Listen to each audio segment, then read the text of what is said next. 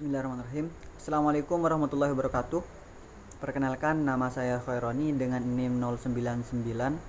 Nah, pada kesempatan kali ini izinkan kami untuk menyampaikan hasil literatur kami yang ini dihasilkan dari beberapa referensi terkait analisis metode pembelajaran yang efektif dan bisa dikatakan relevan dengan karakteristik orang Madura. Nah, dan di sini saya menggunakan dua titik pembahasan dan dua titik fokus, yang mana pertama itu ada di titik fokusnya Kabupaten Sampang yang juga merupakan bagian dari Kepulauan Madura dan juga di Pamekasan yang juga tidak kalah penting dalam sektor pendidikannya. Nah, dari pembahasan yang pertama yaitu metode pembelajaran yang digunakan di Sampang, yaitu dengan judul modifikasi media pembelajaran Smart Card Game sebagai upaya penguatan bahasa daerah, studi kasus pada anak sekolah dasar Kabupaten Sampang, yang ditulis oleh Jatim Desianto dan Rohi Sotul Laili. Nah, lalu yang kemudian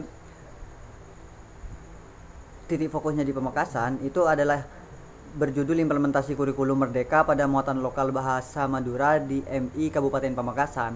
Nah, pendekatan kali ini adalah ekologis dalam pendidikan karakter dan budaya yang ditulis oleh Muhammad Arifin Alatas, Muhafid Effendi Anandayogi Desiana, dan Kholillah Hilyatun Nisa.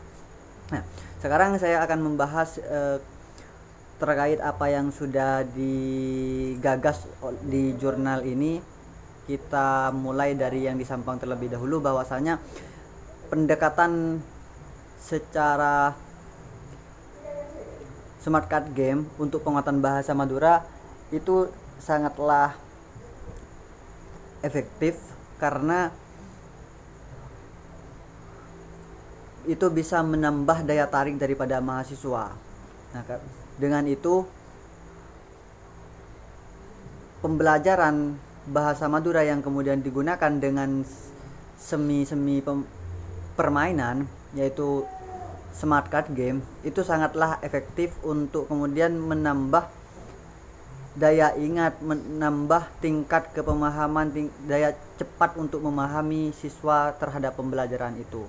Nah, salah satu caranya untuk mengimplementasi di sini sudah dipaparkan bahwasanya guru menggunakan kartu ini untuk mengajarkan kosakata, nilai budaya, dan praktik komunikasi sederhana. Karena menurut jurnal tersebut, orang Madura terutama anak-anak lebih mudah belajar melalui interaksi langsung dan visual. Smart Card memenuhi kebutuhan ini dengan cara kreatif dan menghibur. Ya, jadi apa yang dimaksud daripada jurnal ini, kita tidak hanya menonton secara tekstual saja, melainkan kita terapkan secara kontekstual melalui aplikasi atau melalui permainan yang sekiranya itu bisa menarik semangat teman-teman peserta didik seperti itu. Lalu titik fokus yang kedua yang di sini saya dapatkan adalah pendekatan secara ekologis, yang mana titik fokusnya ini adalah di Pamekasan, dan di sini juga dijelaskan bahwasanya ekologis ini penekanan pembelajaran yang kontekstual dengan lingkungan dan budaya lokal. Berdasarkan penelitian DMI Kabupaten Pamekasan tersebut, pendekatan ini telah berhasil diterapkan dengan cara integrasi budaya lokal. Jadi maksud daripada integrasi budaya lokal ini adalah penggabungan pembelajaran itu dengan budaya-budaya sekitar. Jadi hal yang kemudian dikaitkan dengan hal-hal yang sudah sering kita temui dalam seharinya itu lebih mudah untuk masuk. Dan selain itu, pembelajaran aktif, siswa terlibat dalam proyek seperti penelitian tradisi lokal yang membuat pembelajaran lebih hidup dan bermakna. Jadi bukan hanya sekedar mempelajari atau meningkatkan daya paham terhadap siswa, melainkan kita bisa memahami esensi daripada apa yang sudah kita ajarkan, ya, seperti itu. Selain itu, ini juga bisa menjadi penyambung erat terhadap budaya-budaya lokal di sekitar. Jadi kita tidak menghempaskan budaya-budaya lokal seperti itu. Dampak positif pendekatan ini meningkatkan rasa bangga siswa terhadap budaya mereka dan memperkuat identitas lokal. Nah, itu. Nah, untuk kesesuaiannya, Orang Madura dikenal memiliki nilai-nilai budaya yang kuat seperti penghormatan kepada orang tua dan kerjasama. Pendekatan ekologis memanfaatkan nilai-nilai sebagai dasar pembelajaran. Nah, di situ. Karena itu secara ekologis itu seperti apa yang sudah saya sampaikan di awal, bahwasanya ketika dikaitkan, diintegrasikan dengan budaya-budaya lokal itu mudah diterima karena sudah terlintas dalam keseharian kita seperti itu. Nah, lalu masuk pada pembahasan berikutnya, yaitu evaluasi pembelajaran berbasis keterampilan abad 21. Nah, apa yang memang harus kita siapkan sebagai guru untuk kemudian bisa membentuk karakter yang bisa menghadapi tantangan globalisasi lah, atau yang bisa kita sebut sebagai 2045 yang sudah digaungkan beberapa tahun sebelum ini kan ya. Yaitu hal yang harus kita persiapkan, harus kita miliki sebagai peserta didik, atau kita harus memberikan tekanan itu kepada peserta didik adalah critical thinking and problem solving, yang mana critical thinking ini berpikir kritis dan penyelesaian masalah yang bagus. Nah, pendekatan, jadi jika dikaitkan dengan hasil literatur yang di awal, bahwasanya pendekatan ekologis dan pendekatan interaktif tadi itu sangatlah relevan untuk kemudian bisa memecahkan masalah, tidak hanya berpatokan kepada hal-hal yang bersifat kearifan lokal lah, bukan hanya itu, melainkan kita bisa mengkorelasikan dengan yang berbasis modernisasi lah. Lalu yang harus disiapkan yaitu komunikasi, karena melatih siswa berkomunikasi dalam bahasa Madura, baik lisan, diskusi, interaksi di pasar maupun tertulis, membuat laporan proyek. Nah, itu komunikasi itu bukan hanya sekedar bahasa Madura, melainkan kita juga sambil lalu melatih teman-teman itu berbicara bahasa lah. Jadi penekanannya bukan hanya di Madura saja dan bukan hanya di bahasa saja. Kita perlu untuk kemudian tetap mencintai local wisdom yang ada di Madura, tentunya bahasa yang memang sudah sangat melekat di Madura. Lalu poin yang ketiga yaitu kolaborasi.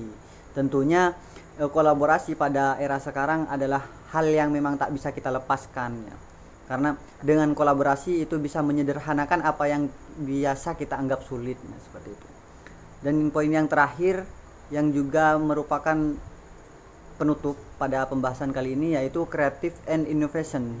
Bahwasanya kreativitas dan inovasi itu memang harus kita tekankan juga kepada peserta didik, karena dengan harapan yang sangat besar peserta didik sekarang harus bisa menciptakan produk-produk baru yang bisa menjadi terobosan-terobosan ke depannya.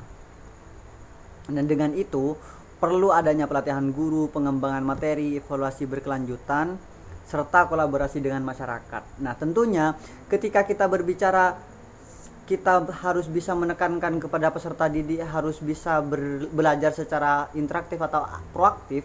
Tentunya kita harus mempunyai keterlibatan dengan masyarakat yang sangat kuat. Tidak hanya kita berpatokan kepada lingkungan sekolah saja, melainkan kita harus memberikan dukungan bahwasanya ketika teman-teman pelajar itu sudah ke masyarakat, itu sudah bisa dijamin keamanannya tentang pembelajaran di sana. Nah, seperti itu. Makanya kedekatan bukan kedekatan, tapi lebih ke jaminan kolaborasi. Kita itu harus bisa menjalin sebelum peserta didik itu sebelum peserta didik itu terjun ke lapangan. Nah, seperti itu. Nah, di sini izinkan saya menyampaikan sedikit catatan. Nah, bahwasanya pendekatan ekologis dan smart game sangat sesuai dengan karakteristik orang Madura yang kaya akan nilai budaya dan interaksi sosial. Nah, kedua metode ini tidak hanya melestarikan bahasa Madura tetapi juga mengembangkan keterampilan abad 21 pada siswa.